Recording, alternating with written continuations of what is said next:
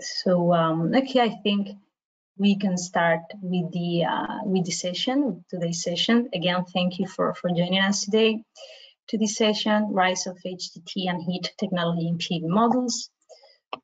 First thing that I would like to do, let's see if I can change to the next slide. Yeah, here it is. So I would like to introduce myself. I'm Irene Negro. I will be the speaker today in today's session. So I'm a principal consultant at RatedPower. I'm in the customer success team and mainly work for the Spanish and Latin markets, providing support to our users. So as I was saying, I will be the speaker today. You have my email there, also the access to my LinkedIn. So in case you would like to reach out to me, please do not hesitate to do it. So you have my contact.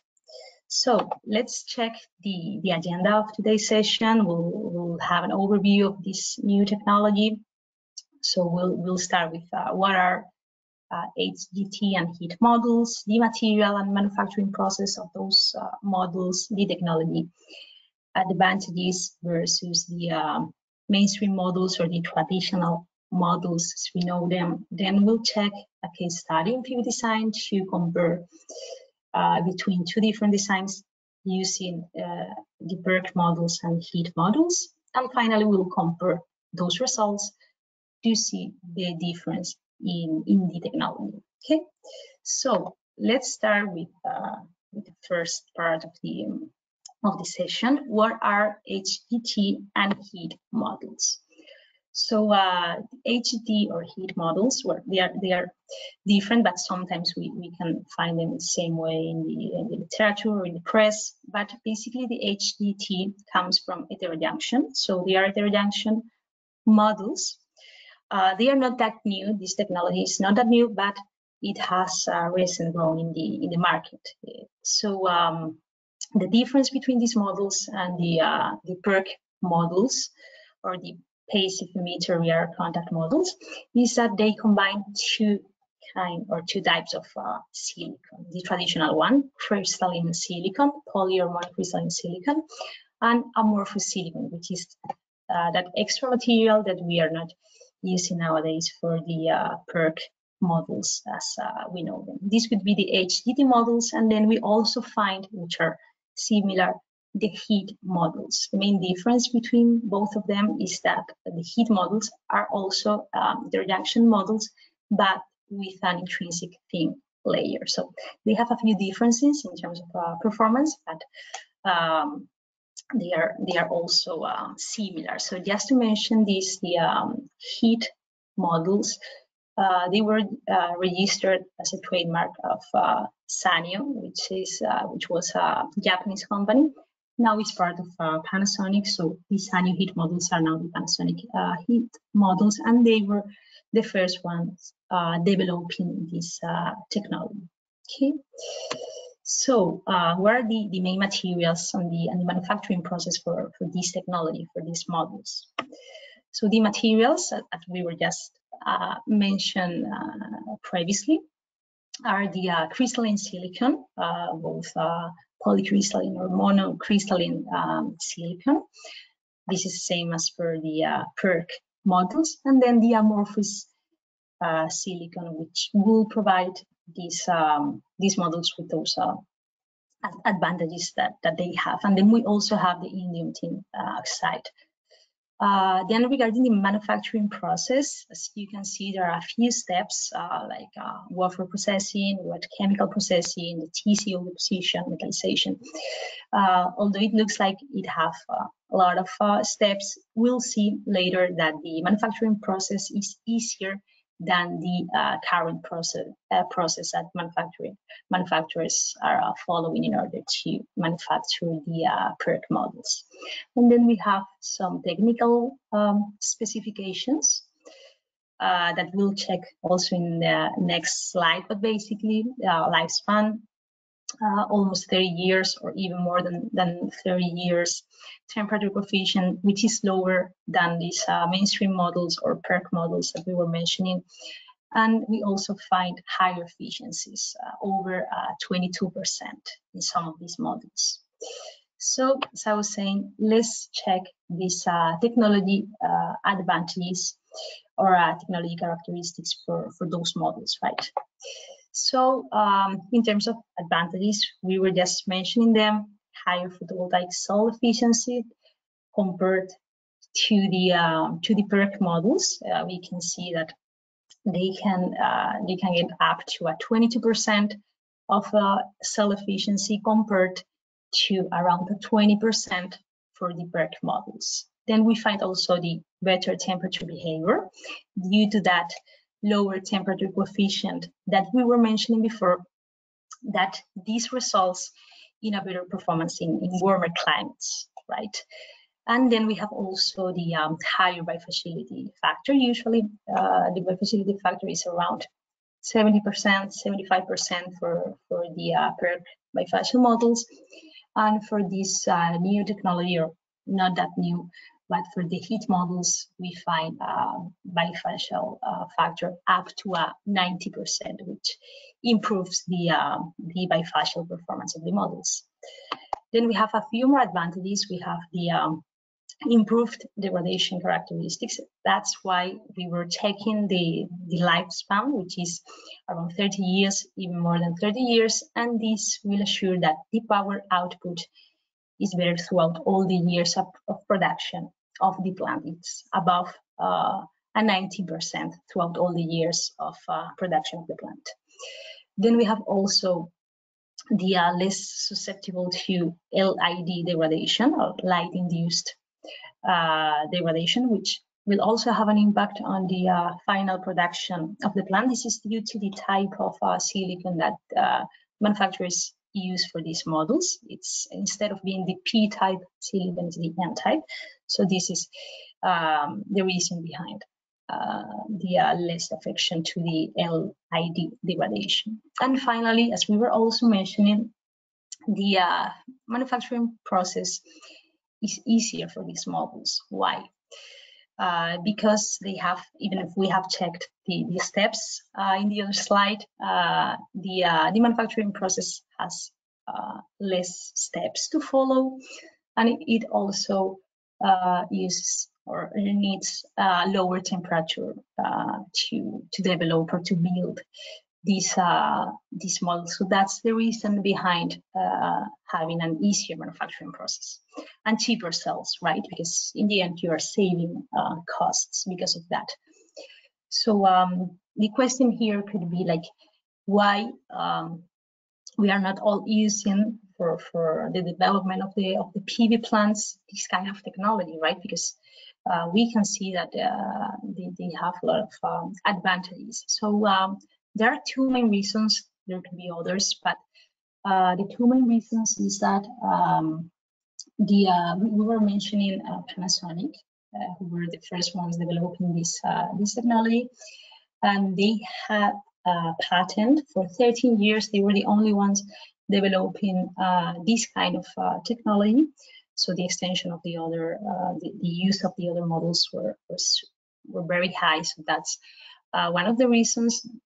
That could be one of the reasons. And the other reason was that the first one was that one, and the other one is the manufacturing process. Although we have said that it's easier, in order to start producing these models, the manufacturers at their factories would need to replace their manufacturing lines, because they cannot use those lines for producing the HIT or the HJT models. So that could be one of the other reasons, because in order to start producing these models, you would need to replace those lines or to increase the lines that you have. So that involves capital cost. So that can be another reason. But even so, they are growing up now. They are growing a lot, because there are a few manufacturers that they have started developing these models. We'll check them now.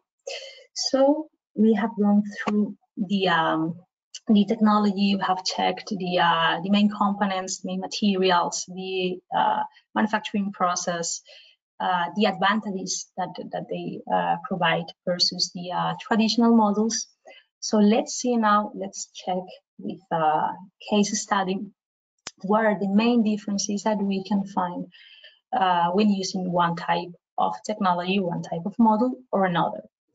So let's do this in pvDesign, but let me introduce yourself to pvDesign just in case any of you haven't heard about this software yet. So pvDesign is a cloud-based software developed by RatedPower company. And this software carries out the engineering, design, and optimization of utility solar PV plants. So there are a lot of use cases. You can prospect sites, find the electrical configuration and the equipment. You can iterate different designs with different configurations to try to optimize that project. So today, in today's session, we'll be focusing on comparing these two technologies, and we'll do it through pvDesign. So let's just jump into the software and let's check this case study to see what the software provides and how can we compare those designs. So let me just click here. Okay, there we go. Let me just introduce my credentials. As I was saying, it's a cloud-based software, so we just need our credentials here, and we'll just jump into the project that we just need as a sample for this session, for today's session, right? So what we can see here on screen is a project inside the software. So it's a project that we've done in Atacama, in Chile. Just to take an example, in desert, as we were saying that, or we were mentioning before, that these models present a few advantages in warmer conditions. So this is what we decided to develop this sample project in Chile. So as you can see, we have already done a few iterations on our plant, on the project, but as we are going to focus on that comparison between the two different technologies, let's just jump into the design process of the software to see how we can select the specific models, the specific equipment, and let's generate two more designs within this same project to be able to compare them. Okay, so let's, for example, clone this design that we have here, because we have a clone option to keep working on our project. And let's jump into that design process that we were mentioning. So inside the design process, just for you to have a context, we can define, or we will be able to define the different parameters of our plant in terms of civil parameters, for example, in the layout tab, the electrical parameters of our plant in the electrical tab. Also, we can evaluate our plant from a financial point of view in the cost tab. But as the topic of this webinar is the HJT and HIT models, let's go directly to our equipment tab to see how we can select the models that we would like to consider, right? So if we come here to PV model, you'll see that we have, well, for now we have selected a generic model, but we would like to consider one HIT model, right? So let's look for one of the main manufacturers of these models nowadays, which is Reason. So if we click here, Reason, let's select, for example, this model here, because we have both options. We have the HIT model with this specific power with 580 watts, but we have also the other type, the monocrystalline silicon, right? So we will be able to compare with the exactly same model, but considering different technologies. So let's start selecting the HIT model. Let's select it. Well, I didn't mention it, but we were accessing a public database that the software has. So we can always access that database and select any of the PV models that we find there. So let's refresh the layout that we had with those generic models, and let's see how it changes our layout. Okay, we can see in real time how the rated power, the peak power, the DC-AC ratio is changing in our design. So now that we have selected the PV model, we could also select the inverter, the structure. Let's just check which structure we are considering. So we are considering a tracker, one configuration. Okay, let's keep it just like this. And let's jump into the next tab, which is a layout tab, because what I would like to do is to compare both designs, but maintaining the peak power of the plant to see how it changes the specific production and the space occupied by structures in this case. So let's click on power requirements. Let's specify the capacity of our plant by defining the number of primary inverters to consider. So let's, for example, include, let's say, 22 inverters. Maybe we could include a bit more. Let me change the inverter because we haven't changed the inverter, but we could do it. So let's look, for example, a single inverter here in the public database. This one here. It's cargo inverter. So let's select it and let's go back to layout and let's define, for example, 21 inverters, checking the capacity of our plant. So, okay, the software will recalculate the capacity that we need in terms of also peak power. So, okay, this would be our final layout, considering the heat models and 21 inverters in our plant. This part here, which are red models or red structures, or structures that will be installed because we just want to install this specific capacity.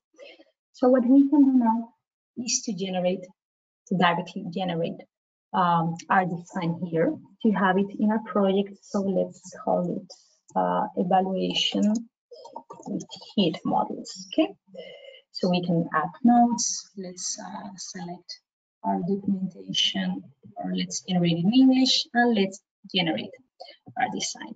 What we are going to do now is to generate a new design with exactly the same configuration, with 21 inverters, with same structure, same number of strings per structure, same civil parameters, but changing the model from a heat model to a PERC model or a crystalline silicon model. Okay, so we are going to do that in order to be able to compare the results and check what happens with the specific reduction, with the energy generated, because we expect to have a few differences there, right? So we have our new design in the project, the evaluation with heat models.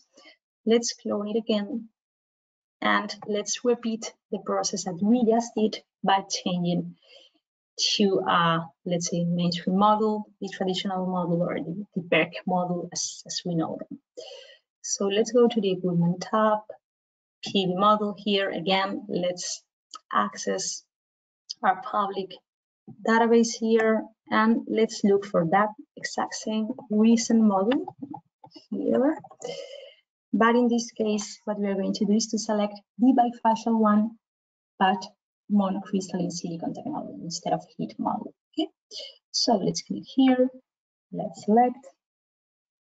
Let's see how, and let's see now how our layout changes with this specific modification. So let's refresh the layout. And we also have to check that the rest of the parameters are the same. Okay, so in terms of inverter, we still have our single inverter, so it's the same one. In terms of the structures, we still have 34 models per string with that tracker 1P configuration, so everything's the same.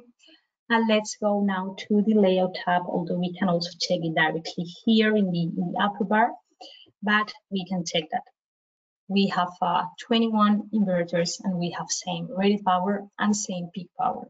What happens here? As we can see, now we have more space occupied with structures, right? This is because of the size of the modules. There is a difference in size between the HIT modules and the PERC modules. Let's say even if they are from recent, as you just saw, we selected almost the same module but changed the technology. And there is a difference in size because as these HIT modules are more efficient,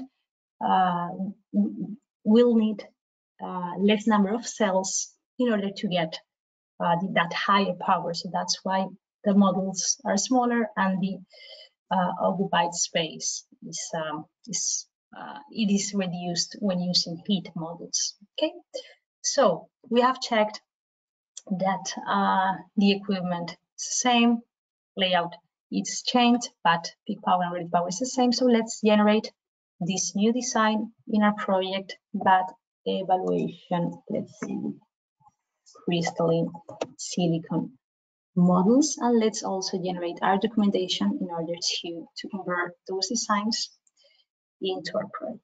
So let's click here on generate design, and let's compare those different designs. So once the design is generated, we'll be able to compare these two designs through the comparison tool, which is a tool that will allow us to compare different designs right in our project in the interface of the software, considering different parameters, considering, for example, the specific production, the energy injected to the grid, the LCOE, in case you would like to also compare our results in terms of from a financial point of view.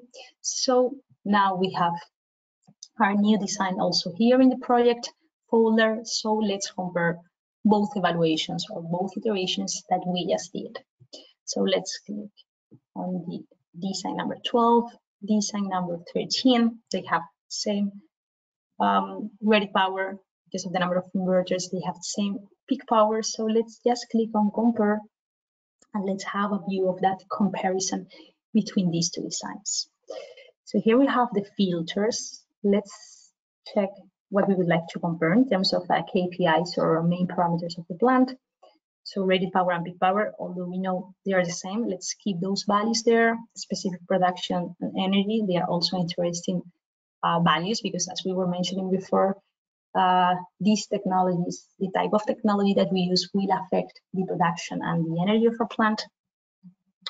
And installed area maybe is also interesting to see that difference in terms of space when we use one technology or another. So let's also select the installed area. And then we have the inverter name, not important because we are considering the same inverter. Module name, maybe it's interesting or they have the same name because we are considering different technology. And then we have the specific price and total price. We are not focusing on today's session on the LCOE and total price because we haven't gone through the cost tab. So let's keep that for now, but we could also evaluate what's the impact on the LCOE of this technology, right? Because of the price of the module. So let's keep that for now. We haven't added any notes. So now that we have our comparison table, let's have a look at it, right? So here we have the design number 12, which was we were considering HIT models, and then we have design 13, where we were considering PERC models. So comparing those designs, having the same peak power and same rated power, we can check that the SPC to production and the energy injected to the grid slightly higher when we are considering the HIT models, right? And the install area, as we were also mentioning,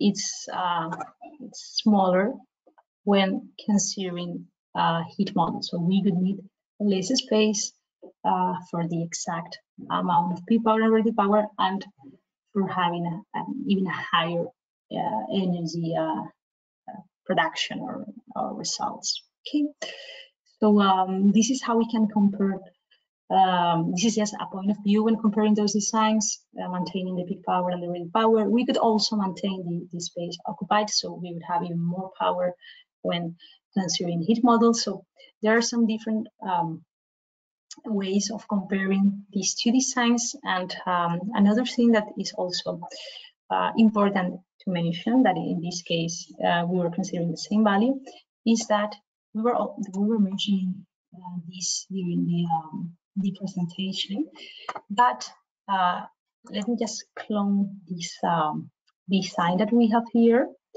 So there is a tab here which is called the Energy tab, where we can manually define the model losses. So we were mentioning that there was a loss of our model that were not affecting the heat models, right? And it was the light-induced degradation loss. So this is also something to be considered when taking the results or when evaluating the results of our plant. That loss is important that we set it to 0, or maybe it's not 0. It depends, of course, on the specifications of the model, on the PAN file, on the data sheet of the model. But usually, as the heat models are using a different silicon, like that we were mentioning before, it usually doesn't affect that light-induced degradation. So this is also something to consider when evaluating these projects and these designs, considering these two technologies. Okay, so let's go back to our presentation. Well, just also something interesting here, because we were talking about the space that we had in one design or another. So here, once we have the results provided by the solver will also generate a list of engineering documentation with reports, the bill of quantities, the energy deal results, also the drawings with the general layout, the single line diagrams, or the electrical configuration. But as we were focusing on comparing these two technologies, some of the documents that could help us comparing those technologies would be the bill of quantities, or BOQ, generated by the software, because we can see there, or we can check the number of modules in one design and another, which for this specific design is exactly the same. And we can also check the energy yield result, which, as we were mentioning before, is the results where these modules we have most impact. So we could just download the energy yield results, for example, in this case, and we could quickly compare. Let me just open it here. We could compare the results in terms of production throughout all the years of simulation of the plant. It could be 25 years, it could be 30 years. That's an input that we can manually define in the software. So this is, for example, the energy results that could help us comparing also in a more detailed way the results that we get from one technology and another. We have all the energy production, so we could use it for our comparison purpose. Okay, so now that we have checked also the documentation and the specific documents that would help us doing that comparison, let's go back to our presentation. We just checked the case study that we prepared. We have here the compare results that we were also comparing the results directly on the interface of the software. So this is exactly the same comparison table that we were checking with the specific production and the energy and the rated power and peak power of the plant. So let's save some time for the Q&A, just in case you have any questions regarding this technology, regarding the software. So well, thank you for being here with us today. Let me just check if you have any question here. So let me just, okay. Okay, yeah, I'm seeing that that you have a few questions. So the first one is that you're asking if the Panasonic patent has expired. That's a good question, because yeah, the answer is yes. The patent has expired. So as we were mentioning before, that was one of the main reasons of this technology to be stuck, let's say. So that's why it didn't have the expected growth at the beginning, because they had that patent for 13 years, so they were the only producers of the models. But now that patent has expired, so that's why manufacturers such as Recent, as we were just checking in the presentation for our comparison, that's what they have started developing these models, and that's the reason behind that the expected growth for now will be higher than in the past. So yeah, that was an interesting question, because yeah, the patent has expired.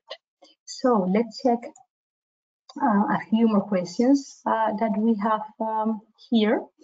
So we have another question which says if it's possible for the comparison to consider monofacial models. Okay, this is also an interesting question, because we were considering, let me just go back to pvDesign. We were considering bifacial models for the comparison, because the latest models, let's say, regarding HIT models, regarding this technology, are bifacial. So that's why we decided to do it with bifacial models, but there are also HIT models that are monofacial. And in our public database, you can also find other monofacial models. So we would just need to jump into the design process again, for example, through this design that we just opened. And in the equipment tab, you'll have the possibility to select a monofacial model. So the thing is that it's not ideal to compare monofacial versus bifacial if we're comparing different technologies, but maybe it could be interesting to compare, for example, monofacial and bifacial within the same technology or something. But yeah, of course, it's possible, as the number of designs within a project is completely unlimited. You can iterate and find the optimal one, considering different technologies and different model types. Okay.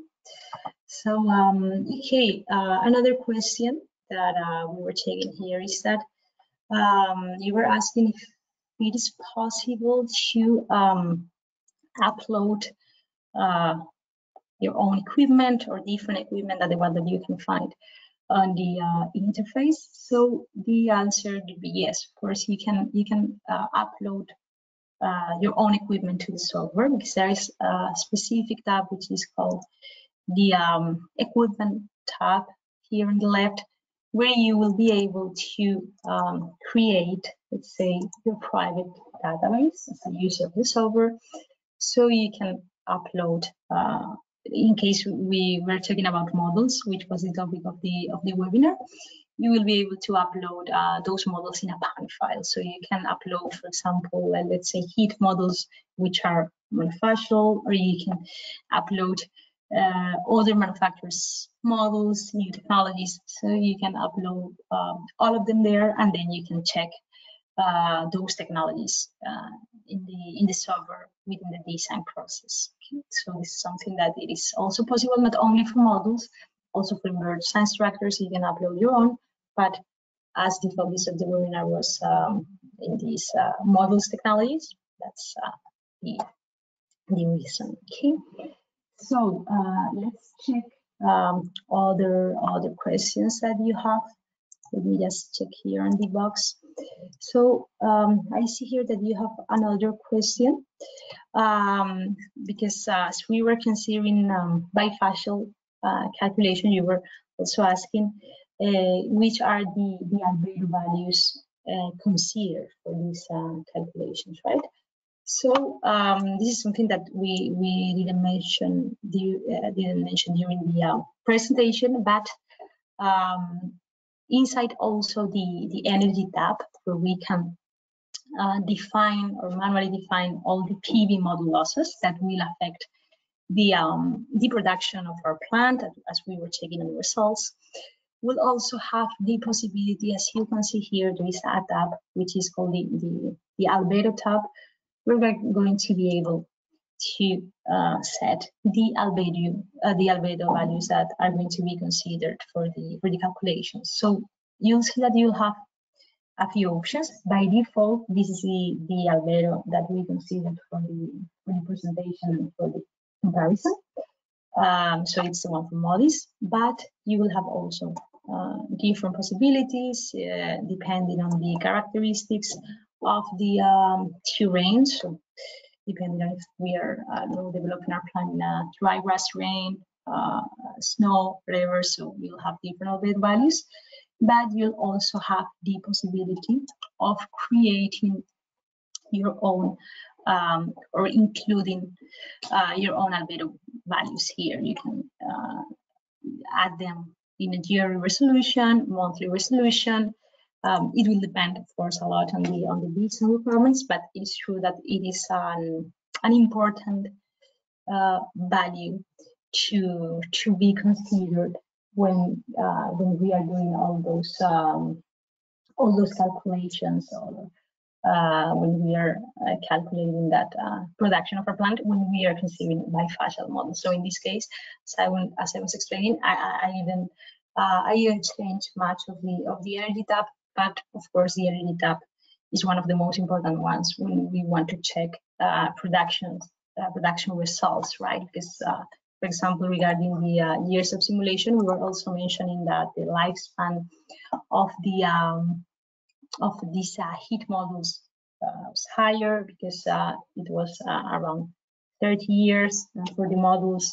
So this is something also to be considered when talking about years of simulation of the plant, the validation of the model. It will have an impact also on the costs.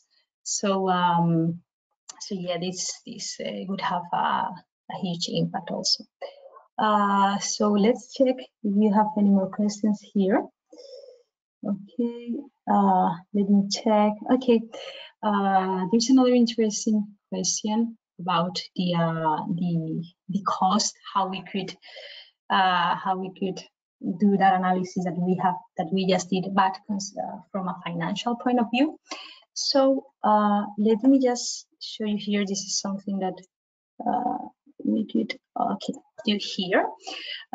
There is a cost tab inside the design process that will allow us to include the capex of our plant in order for the software to calculate the LCOE, the total price of our plant. So if we would like to check or to evaluate how it affects to consider one type of model or another, like HIT models versus PERC model, we could also include the price of those models in the capex, and then we could compare both designs as we just did, but from a financial point of view, comparing the LCOE value. So how would we do it? We could just jump into the cost tab, and we could include the price per model. For example, in the units here, we could just change the price of those models from one type to another, and we will just evaluate our plant considering the capex and annual OPEX and a design rate. So based on that, the software will automatically calculate the LCOE of our plant. Okay, so I think with these questions we can finish today's webinar. Let me just check if you have any others. I think you don't have any others, but if I'm skipping any of the questions that you have because I'm not able to see them, please do not hesitate to reach out to me, to reach out to the team, in case you are interested, and we'll be, of course, happy to hear about your comments, to answer any questions that you have about the software, about the technology, about anything. Please feel free to reach out to us. And again, thank you for joining today's sessions. This will be, well, this has already been recorded, so you'll have access to it, and we'll share it with you. Okay. So thank you very much.